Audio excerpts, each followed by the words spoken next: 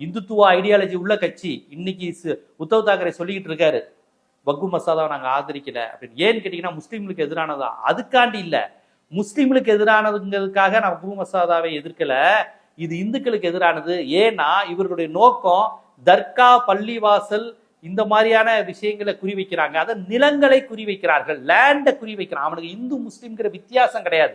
சிவசேனா உத்தவ் தாக்கரே சொல்லி இருக்கக்கூடிய விஷயம் ரொம்ப ரொம்ப ரொம்ப முக்கியமான விஷயம். பிஜேபிங்கிறது நீங்க நினைச்சுக்கிட்டு இருக்கீங்க முஸ்லீம்களை பழி வாங்கி, கிறிஸ்தவர்களை பழி வாங்கி, கம்யூனிஸ்டுகளை பழி வாங்கி இந்துக்களுக்கு அள்ளி அள்ளி தரப்போற கட்சின்னு. கிடையவே கிடையாது. அது லேண்ட குறி வைக்கிறான். அப்பாவி இந்துக்களுடைய நிலத்தை, சொத்துக்களை கொள்ளையடிச்சு அதானிக்கு, அம்பானிக்கு கொடுக்க போறான். தன்னுடைய பணக்கார நண்பர்கள், தொழிலதிபர்களுக்கு கொடுப்பதற்காகத்தான் இவர்கள் எல்லா சட்டமும் கொண்டு வராங்க. அதனால இவர்கள் ஏதோ முஸ்லிம் விரோதம், கிறிஸ்துவ விரோதம் சுருக்கிறாதீங்க.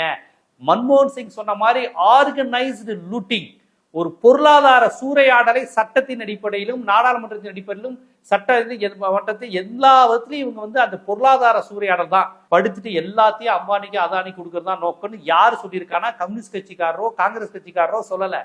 உத்தவ் தாக்கரே அவரும் இந்துத்துவ சிந்தனையாளர் தான், ஒரு RSSோட நெருக்கமான ஐடியாலஜி உடையவங்க தான். அவர்களே சொல்றாங்க இவங்க இந்துக்களுக்கு நண்பர்கள் கிடையாது அப்படின்னு எச்சரிக்கிறாங்க.